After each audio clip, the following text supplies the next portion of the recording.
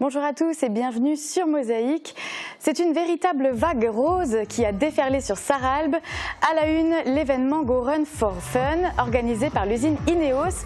3200 écoliers ont couru rien que pour le plaisir. Cette troisième édition s'est déroulée sous un ciel bleu sans nuages et toujours dans l'objectif de promouvoir les activités sportives chez les plus jeunes. On en reparle dans un instant. Place d'abord aux 60 secondes. Gilles, votre spécialiste terrasse. Construction, aménagement, génie bois, une équipe de pros. Plus que quelques jours avant le premier tour des législatives. 15 candidats sont en lice dans la circonscription. La campagne électorale commence aujourd'hui sur Mosaïque. Chaque jour, jusqu'au 9 juin, découvrez les candidats, leurs portraits et leurs opinions. Claude François se classe 15e du championnat du monde de la pizza classique à Palerme. Le pizzaiolo de la Casa de Sara à Wieswiller rivalisait parmi quelques 500 concurrents venus de 38 pays. Go Run for Fun. Une vague rose de jeunes coureurs a déferlé sur Sarralbe. L'entreprise Ineos invitait les enfants à courir pour le plaisir de faire du sport. 3200 élèves de 61 écoles de Moselle-Est se sont élancés pour des parcours d'1 ou 2,4 km. Musique sans frontières. Des groupes français, allemands et luxembourgeois vont se produire samedi sur la place du château à Rémelfin. Le festival REM fait la part belle au rock, au blues et au punk. Traçabilité, sécurité et contrôle sont les maîtres mots de l'unité qui prépare les poches de chimiothérapie à l'hôpital Robert Pax. 6000 poches sont préparées chaque année à Sarreguemines. Elles sont utilisées pour lutter contre les cancers du poumon et les cancers digestifs. Il y a tout juste 3 ans, la fête du sport investissait l'esplanade du Casino. L'occasion pour les clubs sportifs de Sarreguemines de se faire connaître et d'inciter le public à faire du sport. Replay.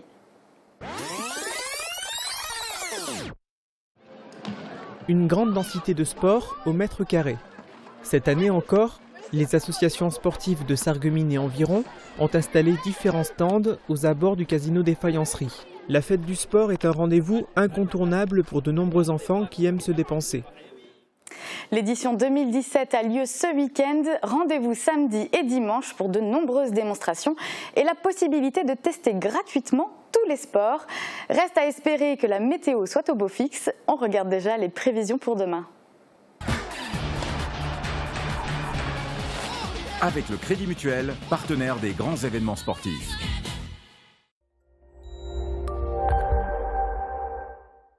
Bonjour tout le monde, pour demain on gagne encore quelques degrés supplémentaires.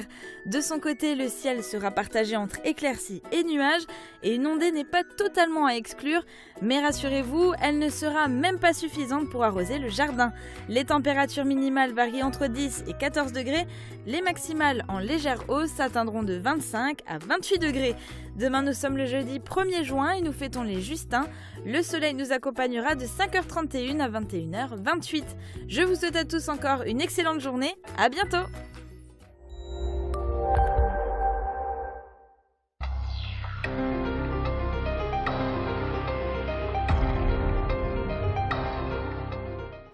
« 3200, c'est le nombre d'écoliers qui ont participé à l'événement Go Run for Fun.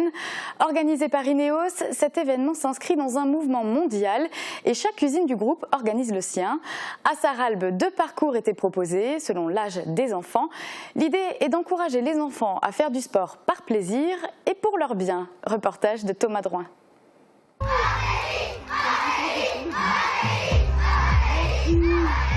L'invité d'honneur était attendu. Aurélie Muller, toute récente championne de France de natation, s'est jointe à la 3e édition de Go Run for Fun. Va courir pour le plaisir, voilà la philosophie de cet événement proposé par l'usine Ineos de Sarralbe à des écoles de la région. C'est pas seulement une question d'image, c'est une question que le sport a une place très importante chez Ineos et c'est très promu par notre patron qui est Jim Ratcliffe, qui croit beaucoup en l'activité sportive.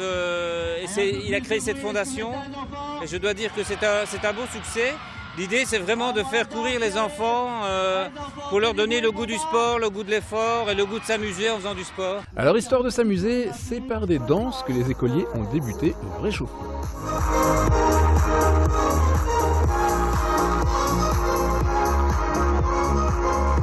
Ils sont cette année 3200 enfants à s'élancer de la ligne de départ. En 3 éditions, la fréquentation de l'événement a donc doublé. Cela démontre que cette action de l'industriel est désormais bien implantée et comprise par les enseignants.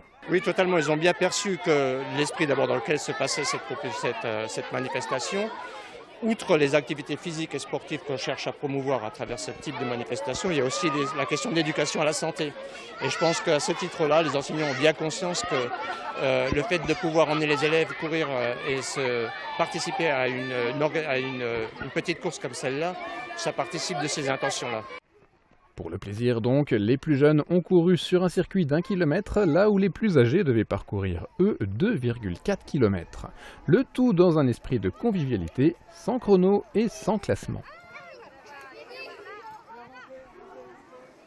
Après les jeunes coureurs, on s'intéresse aux piétons sarregueminois, ceux pour qui il est difficile de traverser la route de la Paix pour rejoindre les berges de la Sarre. À l'automne prochain, l'accès sera sécurisé grâce à un nouveau carrefour. 3 feux vont être installés en plus de 2 passages piétons. On fait le point dans ce reportage de Marie Lorenz. Voici un schéma du nouveau carrefour qui devrait être en place à Sarreguemines au mois d'octobre. Situé au niveau de la départementale et de la rue de la Paix, ces 3 feux permettront de sécuriser le passage des automobilistes et des piétons. Actuellement, aucune sécurité n'existe à ce niveau pour la traversée des piétons et ils sont nombreux chaque jour à prendre des risques pour rejoindre le centre-ville depuis les bords de Sarre ou inversement. Des passages piétons seront créés pour leur faciliter l'accès. Mis à part l'endroit qui se situe près de la passerelle, où malheureusement il y a des escaliers pour accéder à la rivière. Ici, on va arriver à accéder d'une manière toute plate et donc tout le monde pourra en profiter, y compris les vélos, parce qu'ils viennent souvent des bords de Sarre pour rentrer dans la vieille ville. Ce nouveau carrefour permettra également une nouvelle sortie de la ville par la rue de la Paix.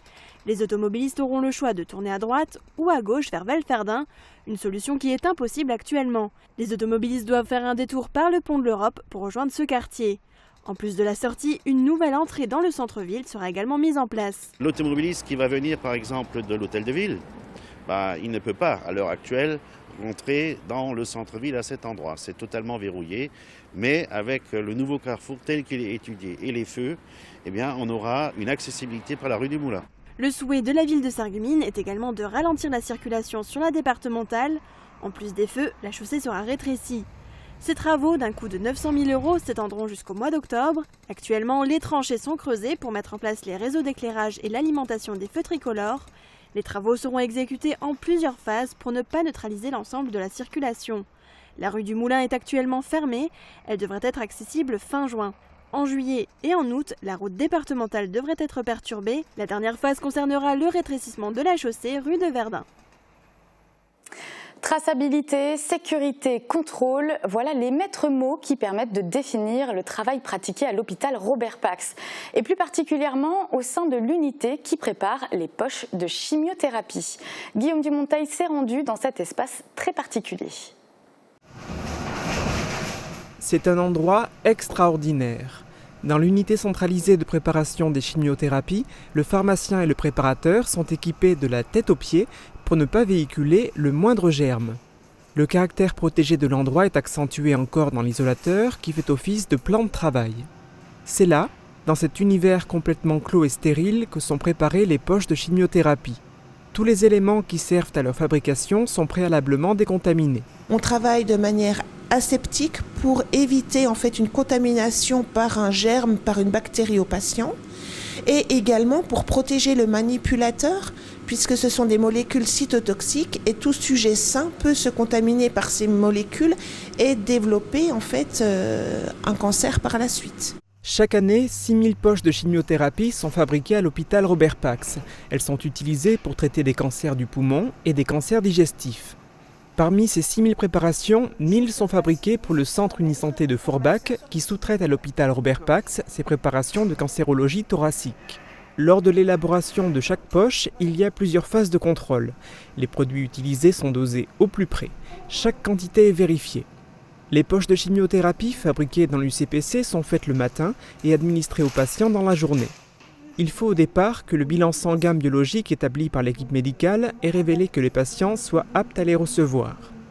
La fréquence des chimiothérapies varie en fonction des cancers. Un patient suivi dans le cadre d'un cancer du poumon peut avoir une cure par semaine, quand une personne atteinte par un cancer digestif peut se voir administrer une chimio toutes les 3 semaines. Les protocoles suivis pour préparer les poches sont adaptés en fonction de l'état de santé du patient.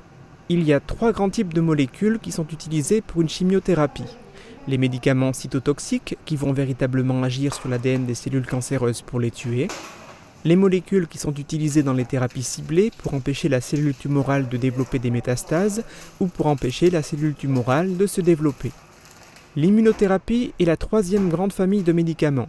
Elle a pour objectif de stimuler le système immunitaire du patient pour empêcher la cellule cancéreuse de se développer. Côté sortie à présent, notez que le festival REM, Rémelfin en musique, aura lieu ce samedi à partir de 17h30. Au programme musique rock, blues et punk. Et de la musique, il y en a eu également hier soir à Sarreguemines. Le trio Morgenstern était sur la scène du Casino dans le cadre de la saison culturelle en partenariat avec la fondation Jeunes Talents. En quelques années, le trio a raflé de très hautes distinctions dans le monde entier, y compris le prestigieux prix Clita qui a offert aux musiciens une production CD et leur a ouvert les plus grandes salles de concert des États-Unis. La pianiste française Catherine Klipfel, le violoniste allemand Stefan Hempel et le violoncelliste allemand Emmanuel Weseux ont joué des œuvres de Brahms, Beethoven et Haydn.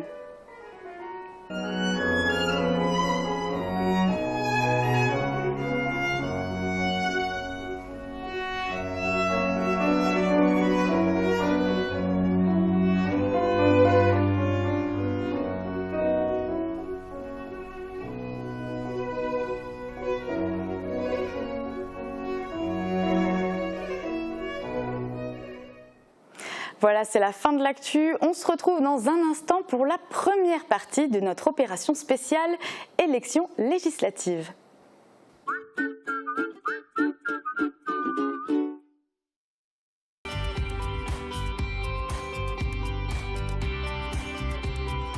Avec des réseaux, nous avons équipé toutes nos salles de classe en ordinateurs modernes et tablettes, connexion internet contrôlée et sécurisée et vidéoprojecteurs interactifs. Avec les solutions ID Réseau, vivez dans le monde de demain. On mange quoi ce soir? Ce soir, on va au resto. Encore du veau. On va au resto.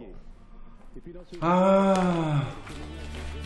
Quand on comprend de moins en moins bien, on finit par se couper du monde. Réagissez et testez votre audition gratuitement à la passion de l'audition. Au Club Bouygues de Sarreguemines, Forbach et Saint-Avold, vous profitez du plus grand réseau 4G de France, de la puissance de la fibre et d'un large choix de téléphones portables. Bien-être, hygiène, consommables, équipement de la maison. AVS Médical, notre métier, vous accompagner. Plus que quelques jours avant le premier tour des élections législatives. Et pour permettre à chacun d'aller voter, les services municipaux assureront le transport des personnes à mobilité réduite à Sarreguemines les 11 et 18 juin. Toute personne intéressée peut prendre contact avec la mairie au 03 87 98 93 75. Et aujourd'hui démarre sur Mosaïque la campagne pour les législatives.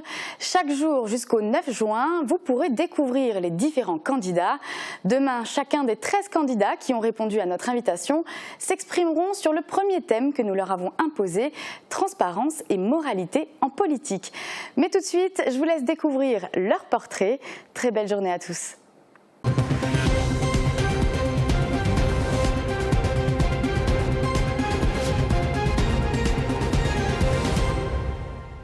Un 4e mandat de député pour Céleste Lette, en tout cas c'est ce que vise le maire actuel de Sarreguemines. S'il est élu, il confiera à l'un des colistiers les clés de la ville pour se consacrer entièrement à sa fonction. Âgé de 66 ans, marié et père de 3 enfants, il est passionné par les grands événements sportifs et en particulier le foot. Il aime chanter, l'archéologie et la lecture. Ce qui le touche le plus, c'est la violence idéologiste qui conduit au massacre des populations. D'après lui, la lutte contre ces violences sauvages doit nous rassembler tous. Il vous dira que tendre la main est essentiel et il est fier de l'aide qu'il a pu apporter à des personnes dans la détresse. Député depuis 2002, il se présente en 2017 en tant que membre des Républicains UDI avec comme suppléant Vincent Settlinger, maire de Rohrbach. S'il est réélu, il s'engage à être solidaire d'une politique résolument ambitieuse et volontaire. Il veut se battre pour défendre l'arrondissement et ses habitants en valorisant ses richesses et son patrimoine. Même si je peux me prévaloir d'un bilan positif, j'ai encore des projets. Et donc, avec mon expérience, adossée à la jeunesse de mon suppléant Vincent Settlinger, une jeunesse conquérante, compétente, mais respectueuse, eh bien, je pense que nous pourrons encore relever des défis demain. Jacqueline Berger habite à Philipsbourg et elle est âgée de 72 ans. À ses 30 ans, cette ancienne professeure de lettres crée sa propre ferme. Elle y élève ses 4 enfants et leur prodigue l'enseignement à domicile. À la même époque, elle s'engage en politique et se présente pour la première fois aux élections législatives sous l'estampille FN. Elle aime la musique, la peinture et la lecture, des domaines qu'elle enseigne aujourd'hui à quelques passionnés. Elle observe une décadence de l'éducation nationale, de l'agriculture et du milieu artistique et ça la touche énormément. C'est pour ces raisons qu'elle revient dans la vie politique. L'éducation de ses enfants la rend particulièrement fière. Elle est candidate dans notre circonscription car il s'agit de la sienne et qu'elle se sent impliquée. Le pourquoi de mon engagement politique aujourd'hui, eh bien il est là, il est près de moi. Je voudrais que vous jouissiez encore de la sécurité qui règne ici dans ce parc. Je voudrais que notre patrimoine soit préservé comme ici dans ce parc. Vive la France, vive la Moselle. Angèle Duflot a 66 ans et elle est candidate pour la 2e fois aux élections législatives. Cette mère de 8 enfants, ancienne professeure des écoles, a adhéré au Parti socialiste dès 1981. Elle est élue conseillère régionale de 2010 à 2015. Sa grande passion, la lecture et surtout la convivialité autour de la table. C'est à table que s'ouvrent les cœurs, dit-elle. Ce qui la touche le plus, ce sont toutes les injustices, quelles qu'elles soient, mais surtout celles qui touchent les innocentes victimes que sont les enfants. La réalisation dont elle est le plus fière, elle l'appelle son patrimoine, ce sont ses enfants. Elle est fière des valeurs qu'elle partage avec eux, de la conscience de l'universalité et du sens de l'engagement qu'elle leur a transmis. Cette candidature aux législatives est motivée par son besoin d'être utile aux autres. Adjointe au maire de Gros-Réderchin, elle dit connaître les problèmes des concitoyens. Elle veut être un accélérateur de projets dans le sens du bien commun et de l'intérêt général. Si je suis candidate, c'est que j'ai placé l'engagement au centre de ma vie. Je veux être utile aux habitants de ce pays, utile à notre territoire. C'est exactement la raison pour laquelle nous nous trouvons ici aujourd'hui. Utile également pour faire progresser l'idée d'Europe et l'amitié franco-allemande. Fille de boulanger, Nicole Triss travaillait durant ses vacances dans la boulangerie grise de Sarreguemines. Âgée de 54 ans, elle est domiciliée à Neufgrange, mariée et mère de 2 enfants. Son parcours professionnel est riche, formatrice en insertion des jeunes, responsable d'un centre social et culturel, conseillère en économie sociale et familiale et enfin déléguée médicale. Ce qui la touche le plus dans le monde, c'est l'injustice. Dans sa vie quotidienne, elle prône la bienveillance et le vivre ensemble. La politique l'a toujours intéressée et c'est finalement Emmanuel Macron qui l'a séduite par son audace et son appel à des gens concrets issus de la société civile. Aujourd'hui candidate République En Marche, elle souhaite ouvrir des permanences d'écoute citoyenne à Sarreguemines, Bitche et Sarralbe et mener des réunions périodiques avec les élus.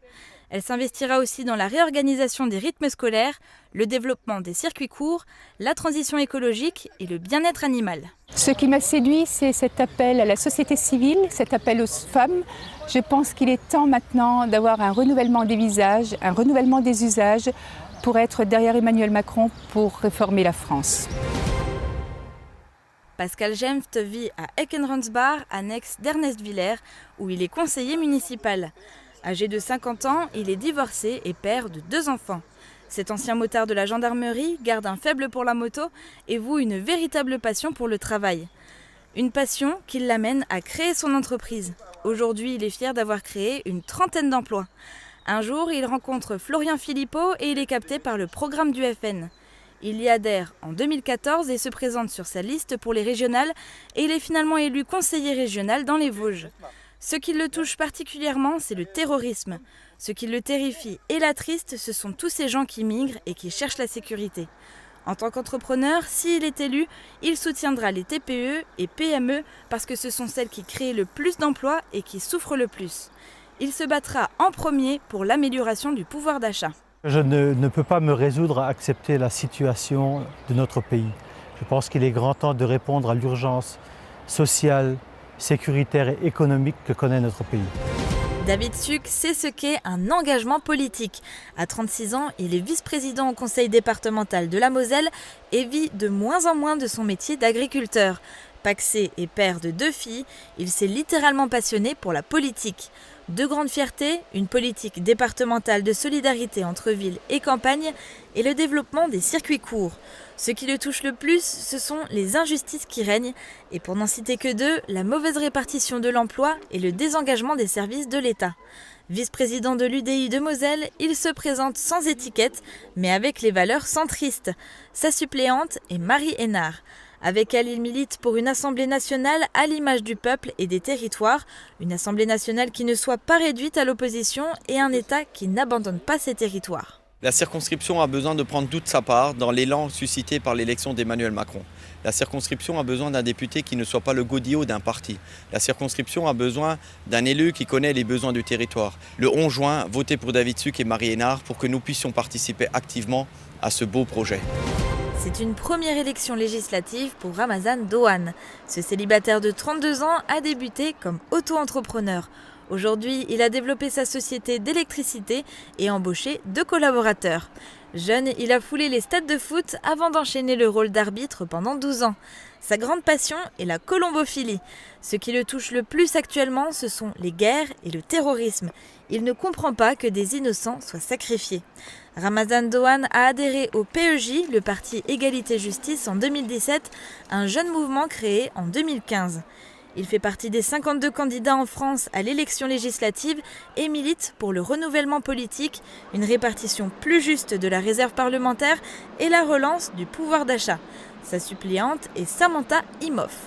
J'ai eu une opportunité au parti Égalité et Justice, j'ai eu une proposition. Donc je ne voulais pas attendre les communales ou d'autres élections. Donc c'est pour ça que je me suis lancé, pour servir aux citoyens, aux Français. Sébastien Ollier vient de la région parisienne. À 38 ans, il vit en couple sans enfant. Quand il n'enseigne pas à l'université, il aime quitter la ville pour pratiquer l'escalade et la randonnée en montagne.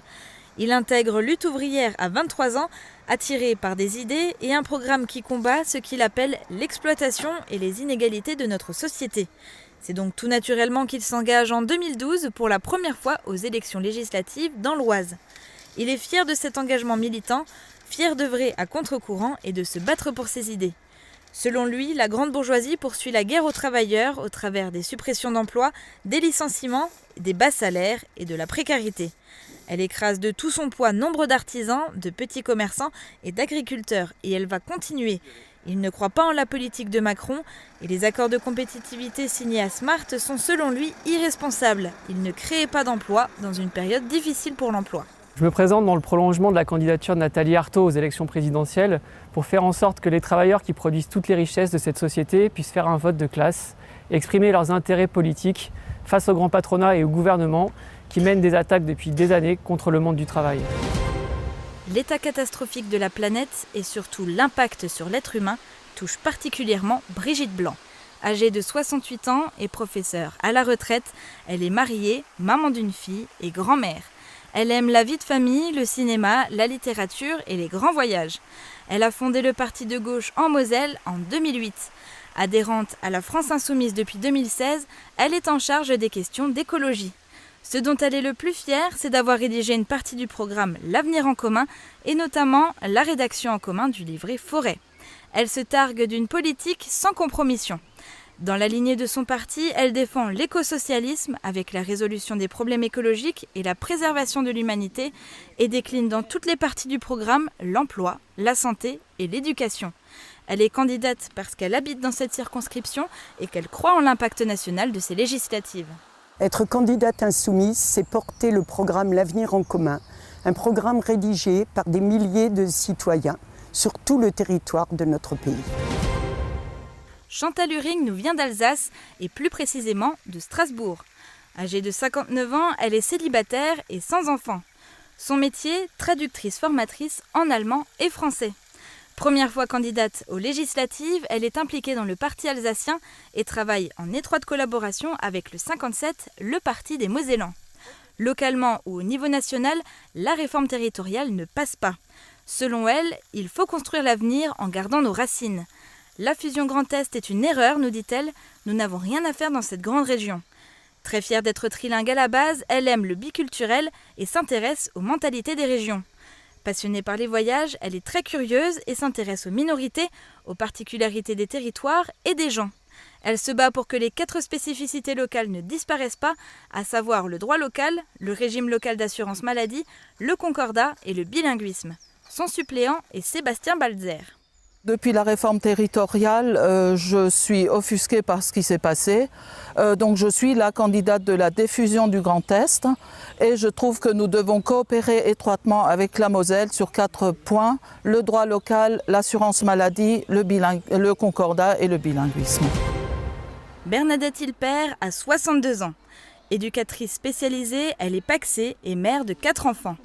Pour elle, c'est une première candidature aux législatives, mais elle était déjà la suppléante en 2002 de Alphonse Walter, Front de gauche. Cette passionnée de lecture est touchée par un monde incertain où la paix se reflète dans le miroir de la guerre. Si vous lui demandez quelle est la réalisation dont elle est le plus fière, elle vous répond spontanément « ses enfants ». Bernadette Hilpert a adhéré au Parti communiste français en 1979 par conviction, pour son histoire, pour leur analyse de la société et pour les propositions fondées sur l'avenir. Elle se bat inlassablement dans le cadre de son activité de syndicaliste pour le partage des richesses, la lutte contre les inégalités, l'école, la santé, l'emploi et la planète en général. Elle est candidate sur la 5e circonscription parce qu'elle y habite, c'est son secteur et c'est celui qu'elle connaît le mieux.